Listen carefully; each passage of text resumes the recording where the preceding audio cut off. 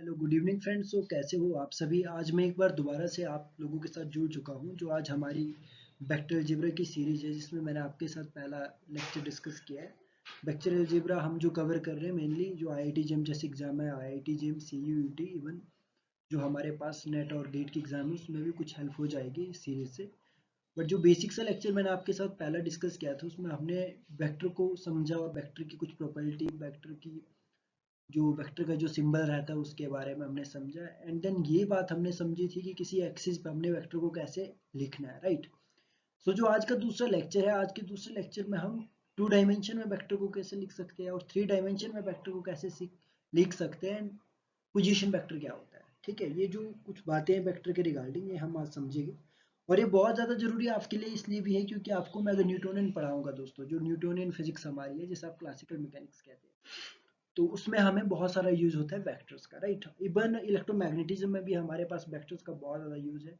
And mathematical physics के point of view से अगर आप देखोगे तो उसमें भी हमारे पास वेक्टर का काफ़ी सारा काम रहता है। तो मेनली पहला वेक्टर समझिए, उसके बाद हम स्केलर की भी बात करेंगे और उसके बाद अगर हमारे पास टाइम रहा तो टेंसर पे भी हम आते हैं। परंतु टेंसर मोस्टली हमारे हायर जो स्टूडेंट होते हैं, लाइक जेम का ये सिलेबस नहीं है, टेंसर जेम में बिल्कुल भी नहीं आएगा। बट जब हम नेट लेवल की बात करेंगे, जिस टाइम पे हमें नेट की बात करनी है, फिर जो हमारे पास क्वांटम मैकेनिक्स एडवांस है, अगर एडवांस क्वांटम मैकेनिक्स को हमने स्टडी करना है तो उस केस में हमारे पास टेंसर की हमें नॉलेज होनी चाहिए। टेंसर अगर मैं आपको सिंपली बता दूं तो मल्टी डायरेक्शन के लिए हम क्या करेंगे, टेंसर का यूज़ करेंगे।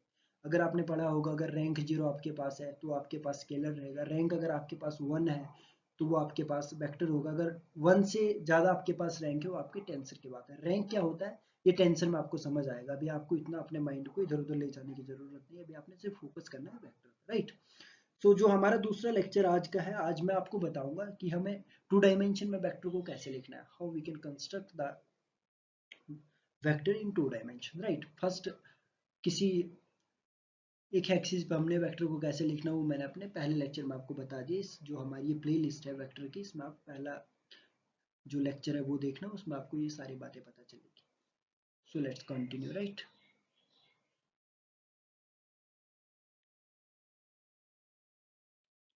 तो बात करते हैं टू डायमेंशन की, राइट।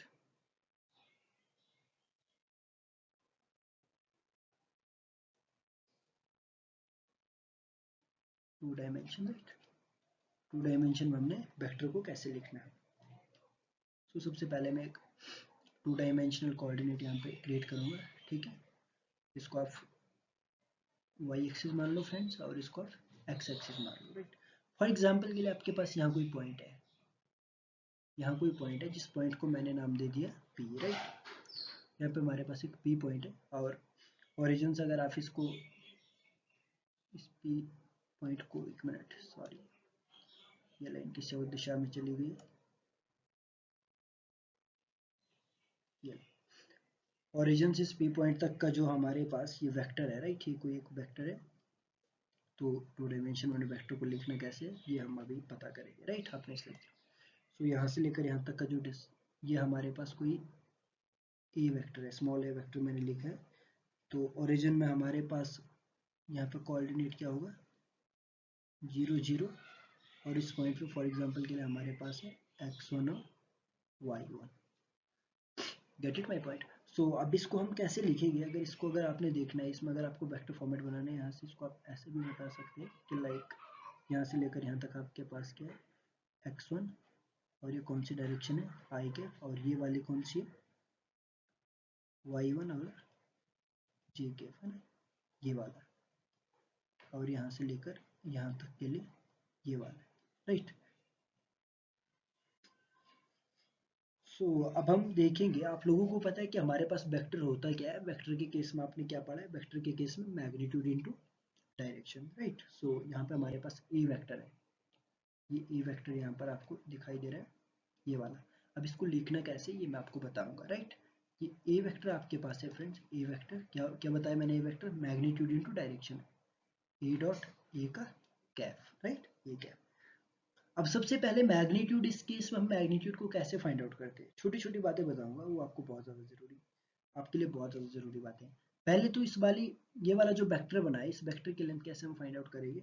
जो हमारे पास ये यहाँ से इस पॉइंट को आप इस ओरिजिन वाले पॉइंट को ओ मान लो। ये ओपी पॉइंट को कैसे फाइंड आउट करना है, ओपी पॉइंट को फाइंड आउट करना है। इसको कैसे फाइंड आउट करते हैं, फाइनल माइनस इनिशियल का square plus final minus initial का square, x1 minus zero, y1 minus zero और रेज टू की पावर 1/2, इसका मतलब होल रूट है ये, ठीक है।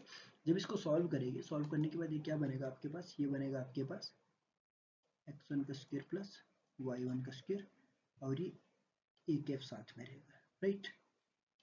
और इसके ऊपर ये होल रूट, ये ओपी की वैल्यू यहाँ तक आपके पास आएगी, राइट। सो अब हम क्या करेंगे, अब हम थोड़ा सा इसको और ज़्यादा मॉडिफाई करने की कोशिश करेंगे। यहाँ से दोस्तों आपके पास एक एफ की वैल्यू आ गई। एक एफ की वैल्यू कैसे आ गई, जो यहाँ से लेकर यहाँ तक ओपी का जो डिस्टेंस है ये क्या है, ए वेक्टर, राइट। इसको क्या लिख सकते हैं अपन, A vector is equal to x1 का स्क्वायर प्लस y1 का स्क्वायर और ए कैफ की वैल्यू यहाँ पे क्या आ जाएगी, A cap is equal to A vector upon x1 का स्क्वायर प्लस y1 का स्क्वायर। ये आपके पास ए कैफ की वैल्यू आ गई, ठीक है ना, ये आपके पास ए कैफ की वैल्यू। सो इसको आप इक्वेशन नंबर 1 मान के चलो, इस वाली इक्वेशन को। अब इसको आपने इक्वेशन नंबर 1 माना, तो यहाँ से आपको मैं अगर बता दूँ सिंपली, जो आपके पास ए वेक्टर को आप कैसे लिख सकते हैं, जो आपके पास क्या है, ए वेक्टर है फ्रेंड्स,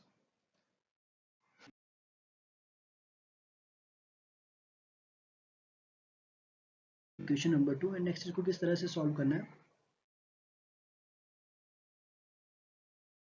अब इसको सॉल्व करने का जो हमारे पास मेथड है, अब आप लोगों ने ए कैफ की वैल्यू आपको पता है, ए कैफ की वैल्यू क्या है, ए कैफ की वैल्यू आपके पास ए वेक्टर अपॉन x1 का स्क्वायर प्लस y1 का स्क्वायर, ठीक है। अब इसको आपने इक्वेशन नंबर 1 ऊपर ही माना, और इक्वेशन नंबर 2 किसको माना है, इक्वेशन नंबर 2 के लिए आपके पास ए की वैल्यू थी क्या, x1 i के प्लस y1 j के, फिर आपके पास इक्वेशन नंबर 2 आ गई, राइट। अब यहाँ से आपको थोड़ा सा देखना है, इस तरह से देखना है, यहाँ पर जो ए की वैल्यू है ना दोस्तों, ए की वैल्यू आपने यहाँ पे इस ए की जगह पुट कर देनी है, राइट। तो ए कैफ की वैल्यू किस, ए कैफ की वैल्यू कुछ इस तरह से होगी, x1 i के प्लस y1 j के upon J cap upon x1 square plus y1 का स्क्वायर, राइट।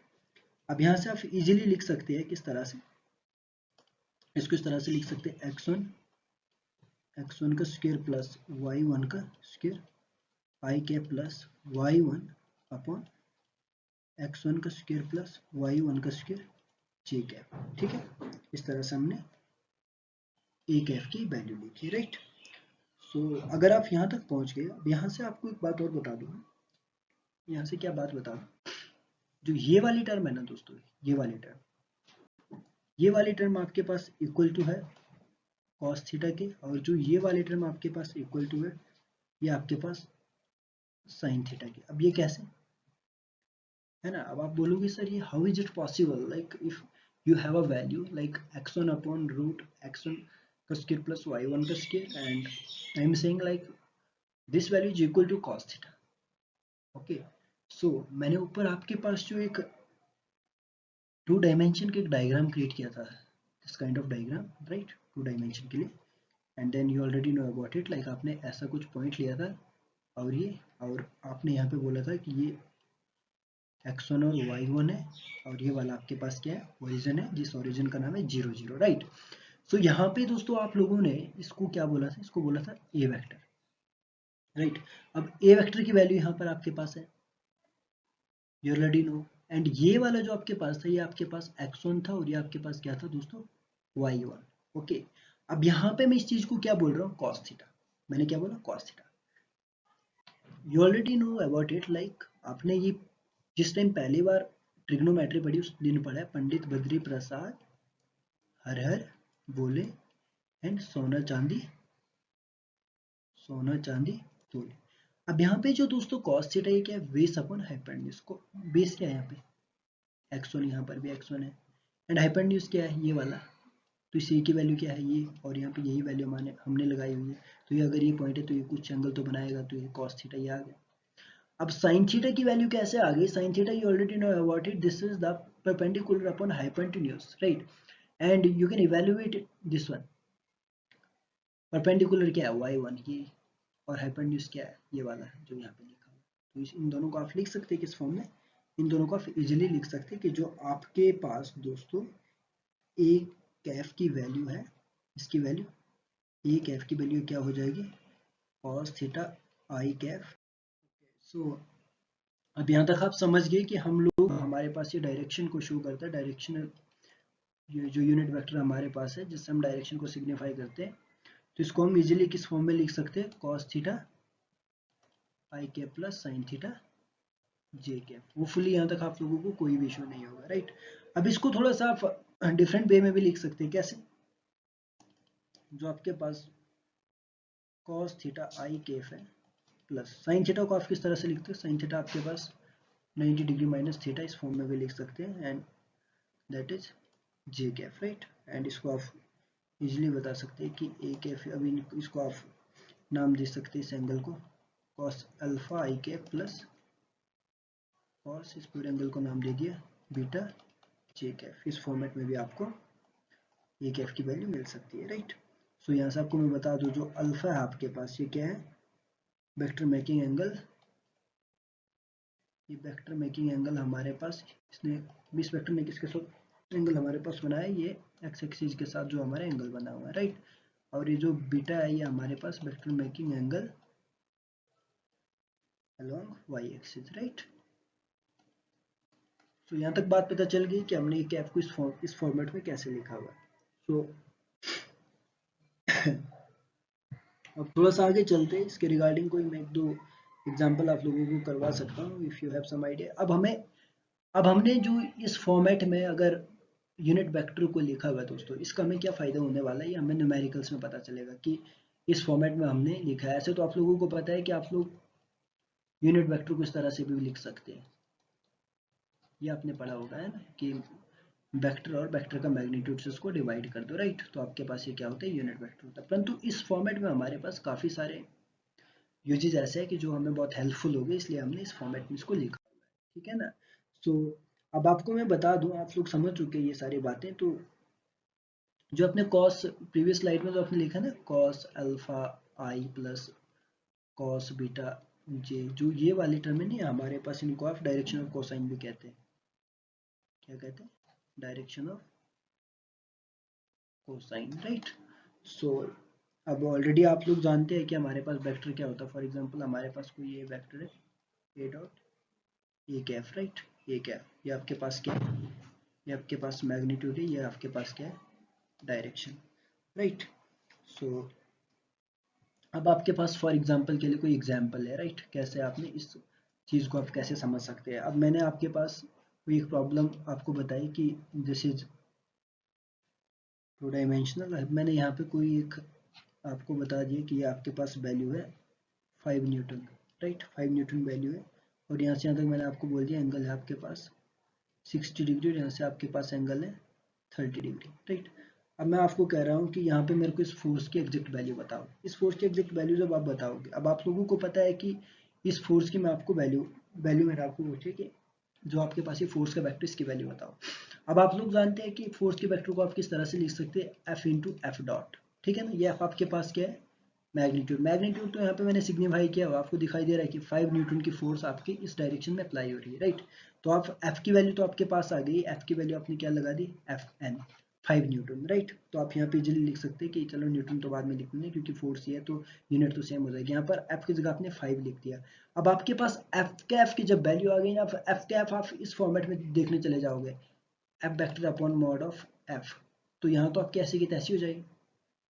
आप लोग हैरान हो जाएंगे कि अब इस फॉर्मेट में मैं इस चीज़ को कैसे बनाऊंगा। इसीलिए आपको पता है कि आप इस टर्म को कैसे लिख सकते हैं। You already know about it कि आपके पास क्या होता है? Cos alpha I plus cos beta आई।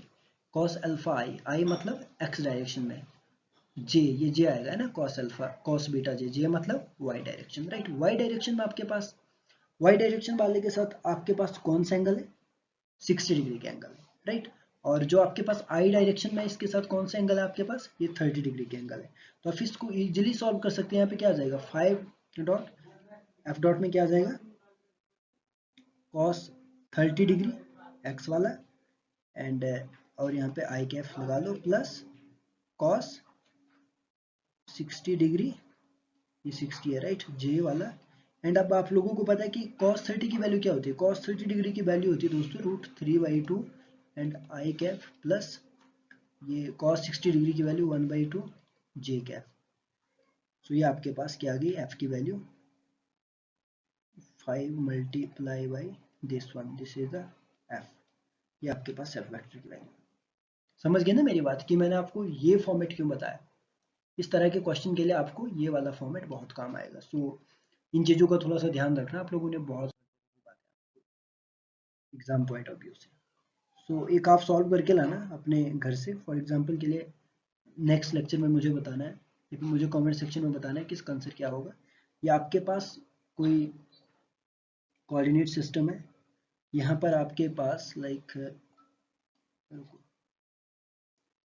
इस डायरेक्शन में आपके पास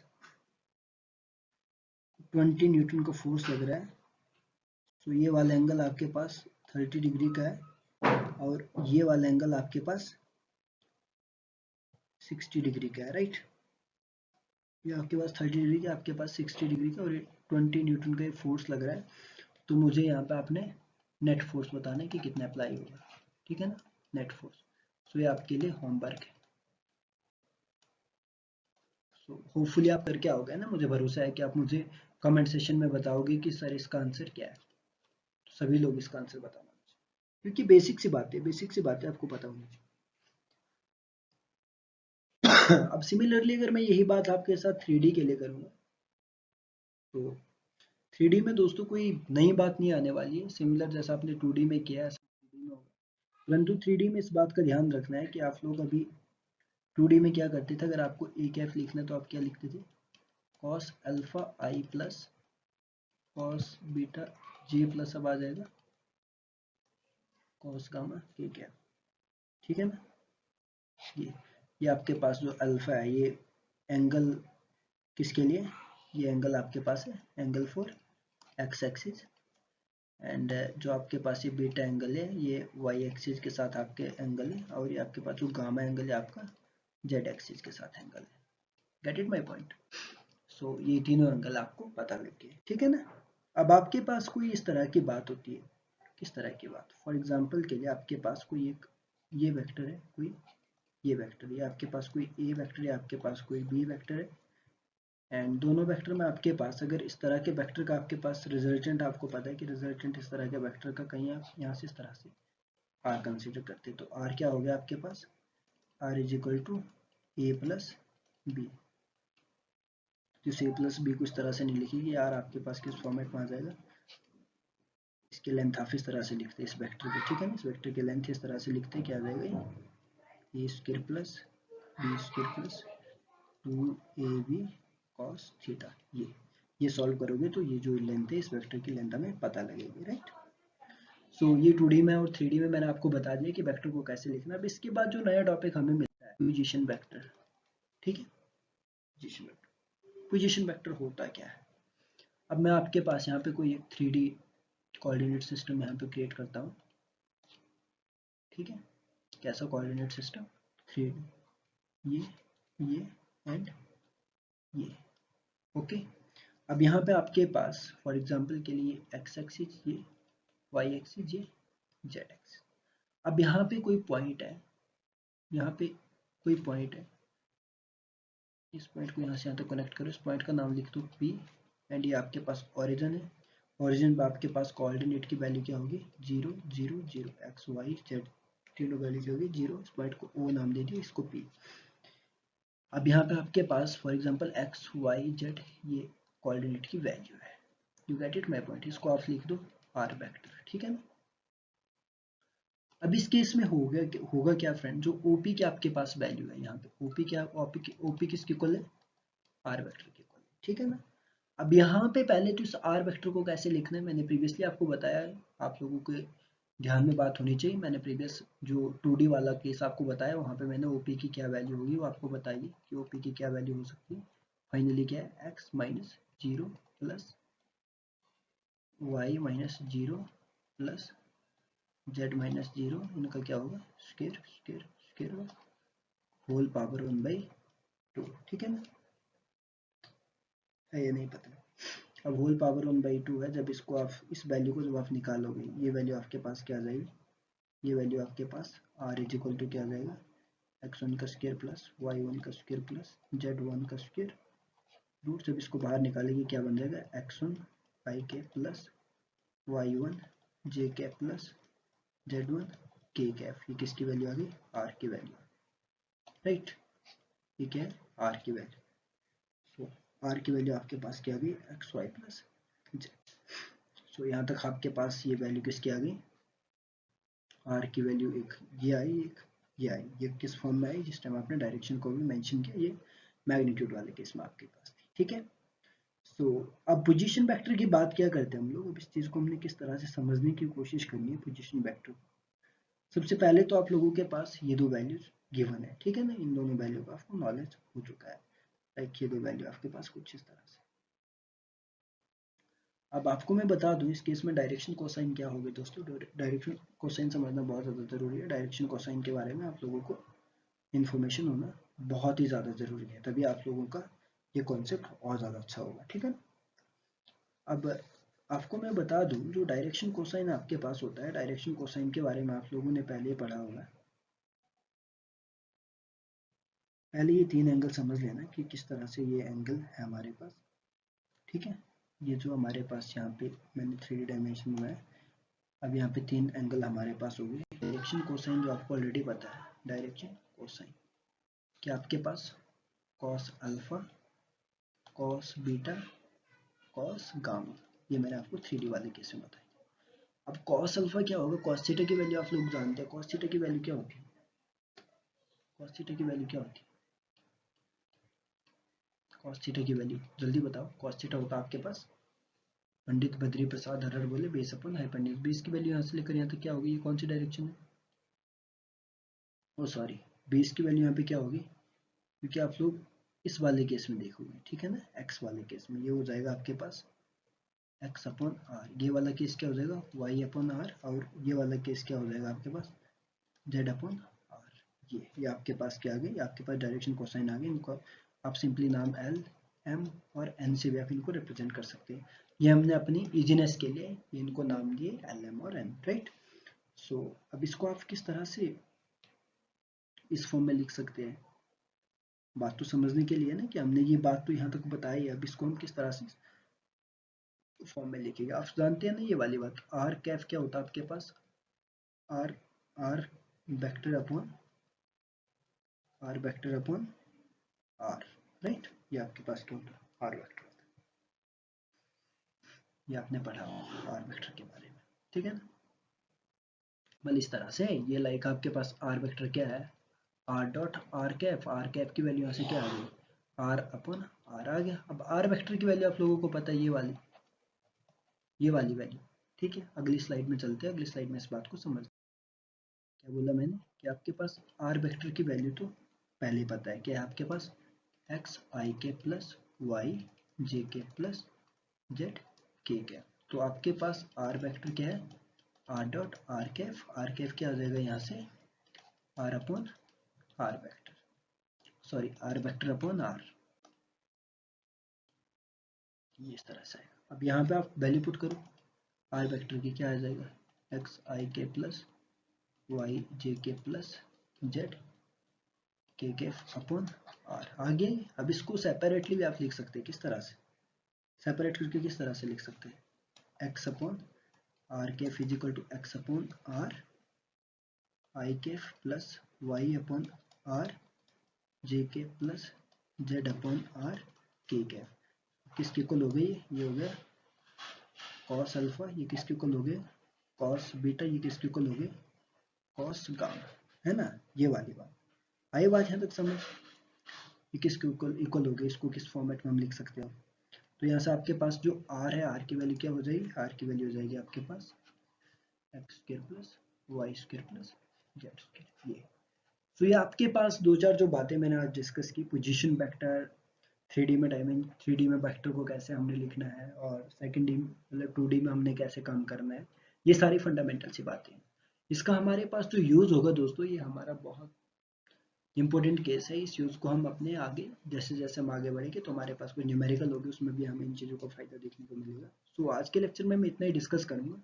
अब मिलेंगे हम अपने नेक्स्ट लेक्चर के साथ, और अब रेगुलर आपको लेक्चर मिलेगी, क्योंकि अभी तक मैं थोड़ा सा पर्सनल प्रॉब्लम से उलझ रहा था, तो अभी होपफुली मैंने सारी चीज़ें सॉर्ट आउट कर दी है। सो लाइक थोड़ा सा मेडिकल इशू था हॉस्पिटल वगैरह एंड ऑल में, एंड और भी काफ़ी सारी प्रॉब्लम थी, तो मैं थोड़ा सा रेगुलर होने में मुझे टाइम लग रहा था। परंतु अब डेफिनेटली आपको रेगुलर वीडियोस मिलेगी, और ये कोर्स बहुत जल्द आपके साथ पूरा फ्रीली यूट्यूब पे डिस्कस होगा। सो आप बिना किसी टेंशन के चैनल को सब्सक्राइब कर सकते हैं, अपने दोस्तों के साथ शेयर कर सकते हैं जिनको स्पेशली आईआईटी जिम का कोर्स करना है। सो इसी तरह से आपके साथ मैं वीडियो डिस्कस करता रहूँगा, और साथ ही न्यूमेरिकल भी हम डिस्कस करेंगे with the passage of time. So आपका बहुत बहुत धन्यवाद, आपने हमें सुना और हमारी वीडियोस को देखा। सो हम नेक्स्ट लेक्चर में मिलते हैं आप लोगों के साथ, जो हमारा लेक्चर नंबर 3 होगा, उसमें हम डिस्कशन करेंगे। तब तक के लिए आप ये वीडियो देख लेना, और कुछ अपने डाउट हो तो मुझे कमेंट सेशन में ड्रॉप कर देना। सो ठीक है दोस्तों, मिलते हैं अपने नेक्स्ट लेक्चर में। तब तक के लिए आपका बहुत बहुत धन्यवाद। Thank you for your kind attention.